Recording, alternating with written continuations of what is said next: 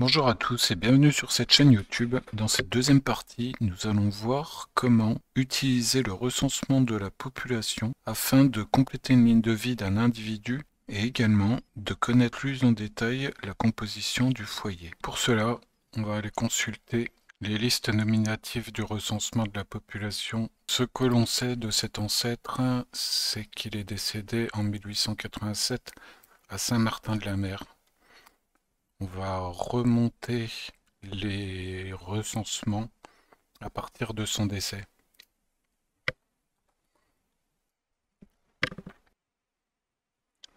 Là, on est sur l'année 1886, donc on sait qu'il est toujours en vie.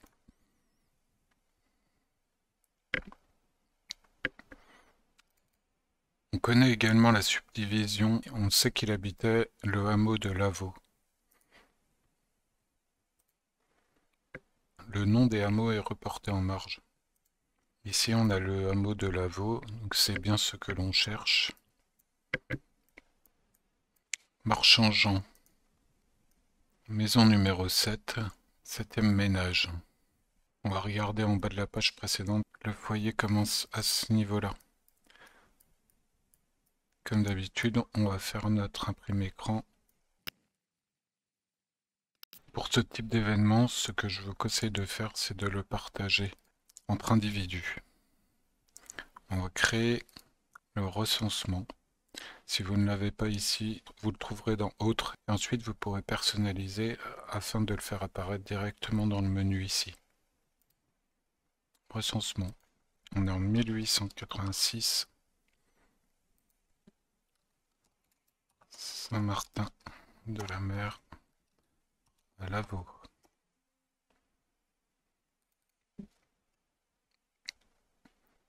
On va directement créer la source. Alors pour les recensements, je les nomme le titre de la source du nom de la commune.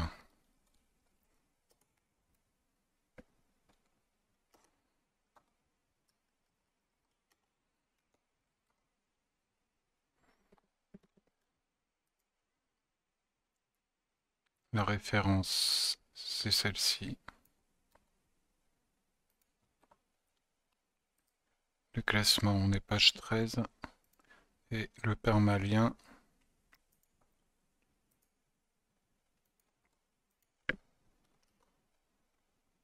maintenant on ajoute nos captures d'écran.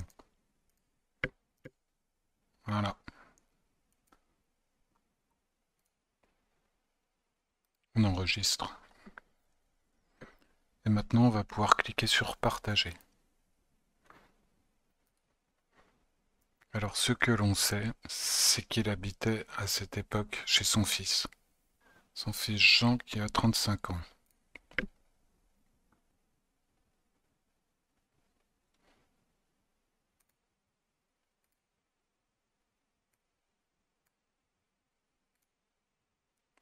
Et lui, il est le chef de famille. 5 ans.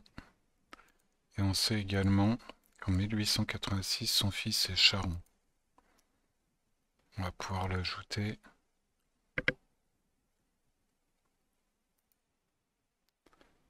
Ici, on voit qu'il est Charon de 1921 à 1926. Alors, ce que je fais, étant donné que la date est antérieure, je vais aller ici, l'indiquer. Et cette date-là, je la reporte à ce niveau-là. Ça, je sais que j'ai trouvé des références à cette profession pour cet individu en 1886, en 1926 et également en 1921. Ce qu'on peut en conclure, c'est qu'il était à la fois cultivateur et charron.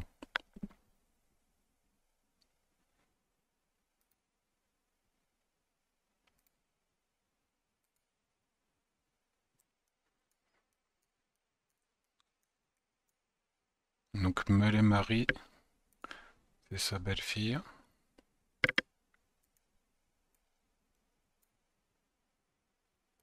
C'est l'épouse du chef de famille.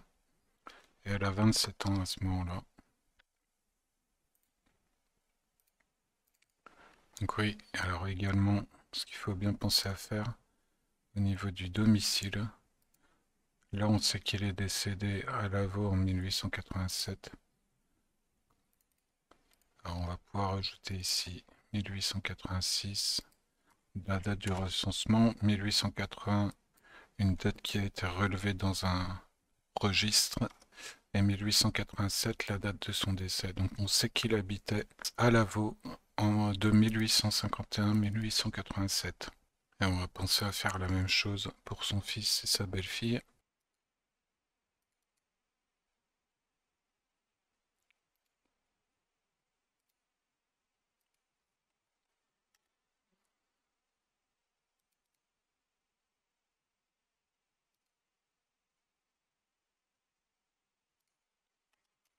Maintenant que c'est fait, on va pouvoir continuer. Marchand-Pierre, 5 ans.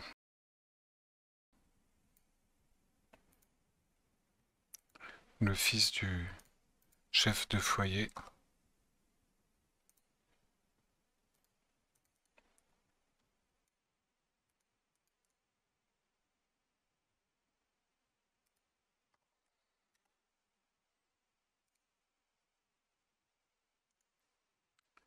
Marchand Jean, 62 ans, cultivateur.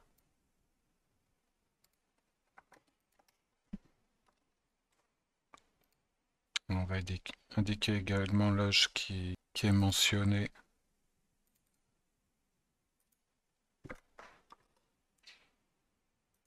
Maintenant, on va répéter cette opération pour les autres recensements antérieurs.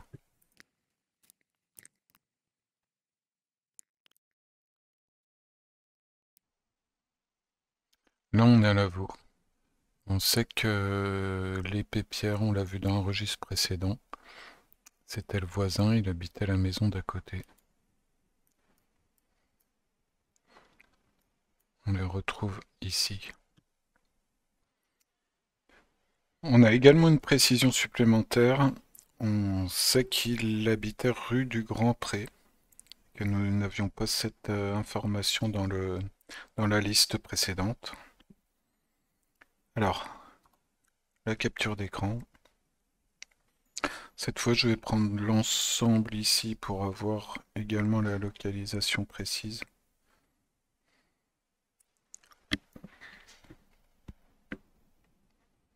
Et de la même façon, je vais ajouter un nouveau recensement.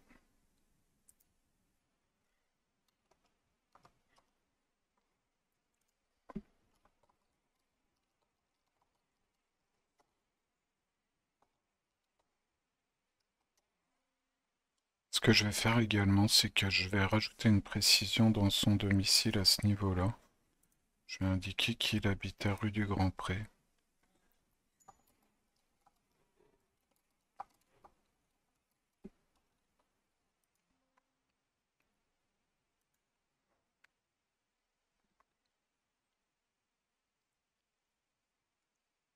Alors de ce fait, je vais rajouter également sa femme.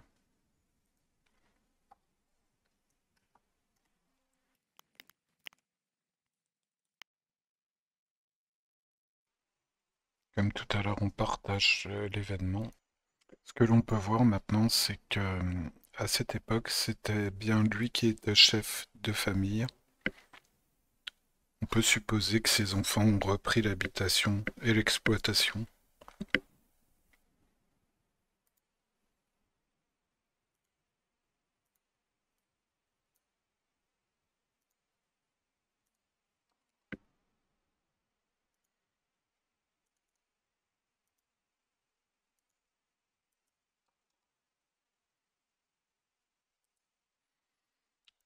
On a également des précisions sur l'endroit où est-ce qu'ils sont nés.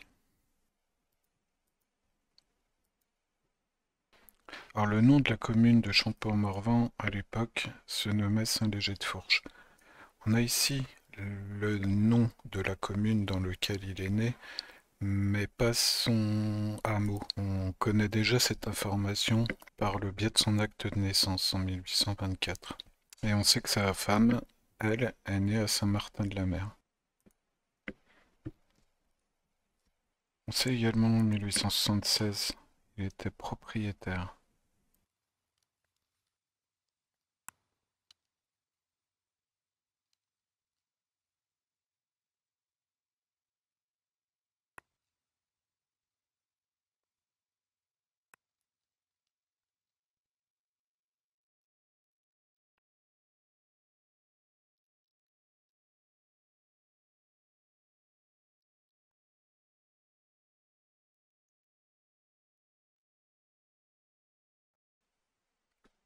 Alors ici, on a quelque chose d'intéressant, c'est-à-dire que on voit que c'est un enfant de l'hospice de Paris, puisqu'il a 12 ans.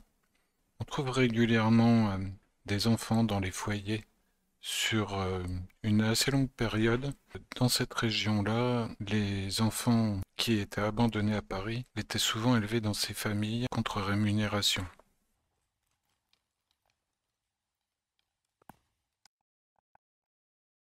On apprend ici qu'à la fin du 19e siècle et au début du 20e siècle, on avait énormément d'enfants qui étaient placés dans des familles dans le Morvan.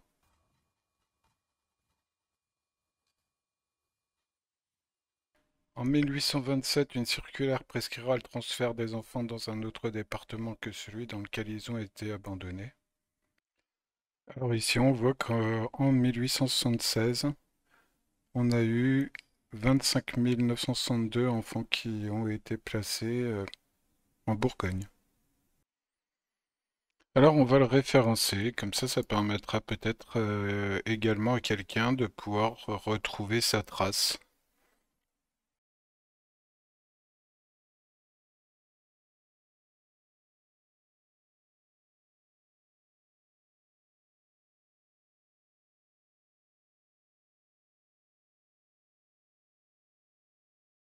Dans sa date de naissance calculée, on va indiquer son lieu de naissance.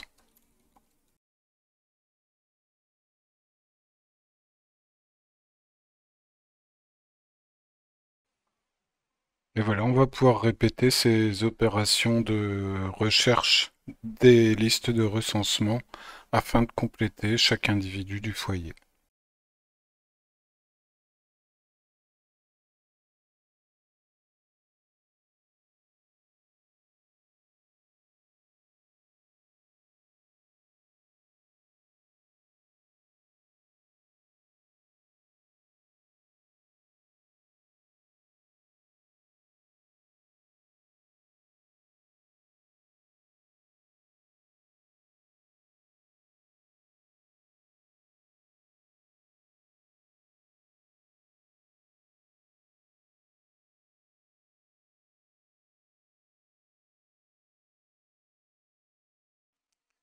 On apprend également qu'ils ont une fille qui s'appelle Louise et qui a 17 ans.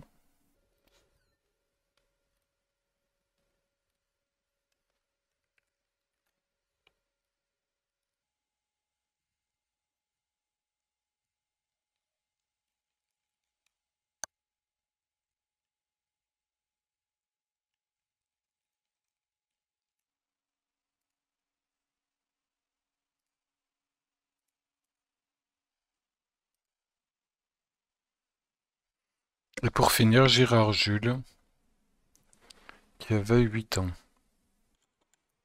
Et ici c'est précisé, hospice de la Seine.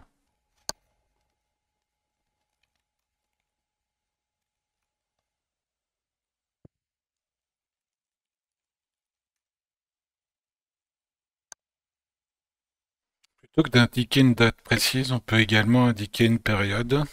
Par exemple, ici, on sait qu'il vit à cet endroit-là de 1872 à 1876.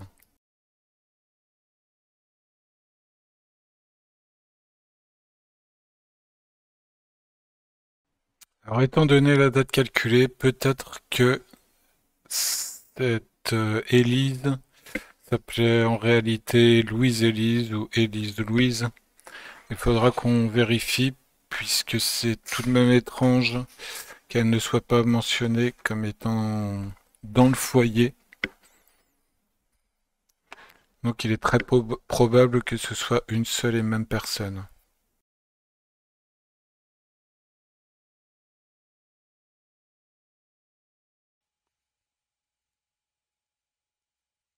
Dans son acte de naissance, il est bien indiqué ici qu'elle s'appelle Élise, alors qu'ici on a bien Louise. Ce qui est étrange puisqu'elles ont le même âge.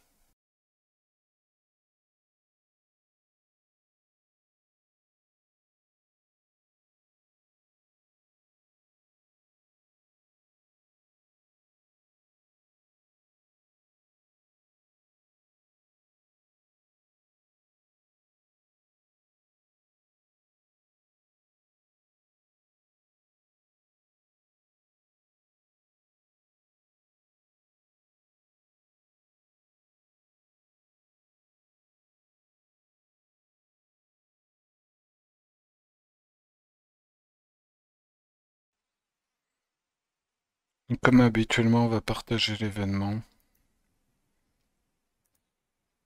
Et donc, Marchand Jean, c'est le chef de famille. Et là, on peut voir qu'il est noté comme ayant 45 ans, alors qu'en réalité, il en a 41. Donc là, déjà en 1866, au niveau des dates de naissance, on est un peu approximatif.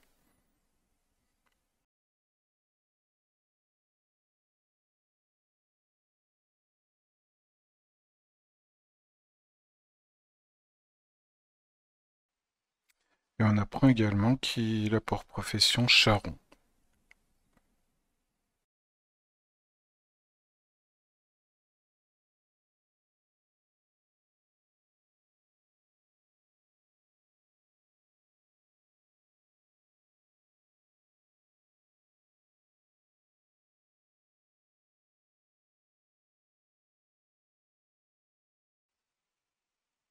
Et ils hébergent également son père, de 75 ans et qui est charron.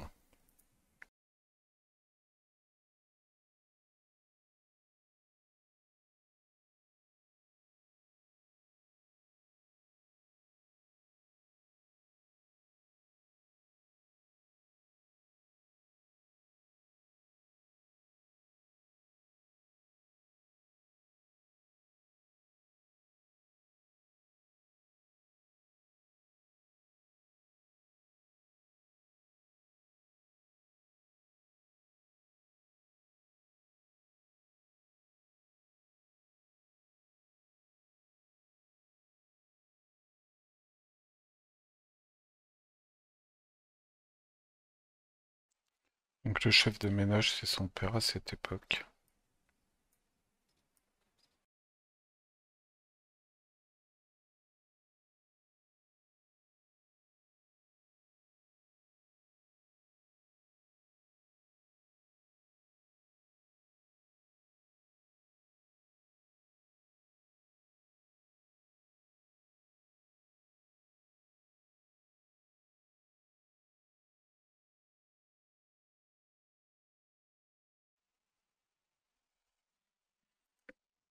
Ensuite, on a à nouveau deux enfants trouvés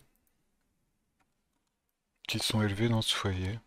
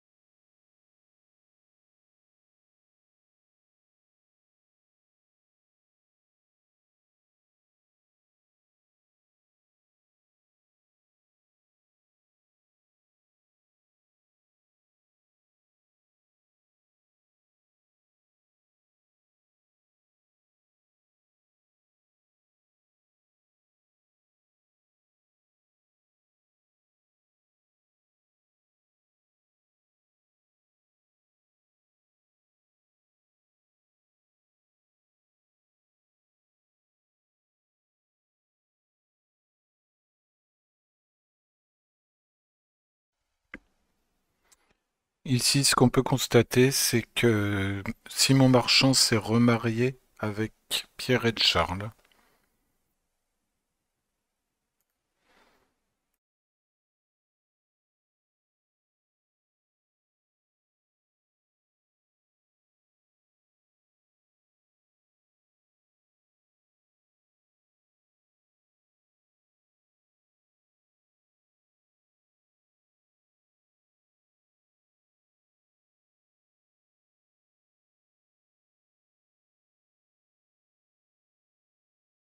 Et donc on peut voir qu'il s'agit d'une famille recomposée, puisqu'on a les enfants de Pierre et de Charles, qui est indiqué veuve Julien, donc Julien Claudine, Julien Jeanne, et le fils de Pierre et de Charles et de Simon Marchand.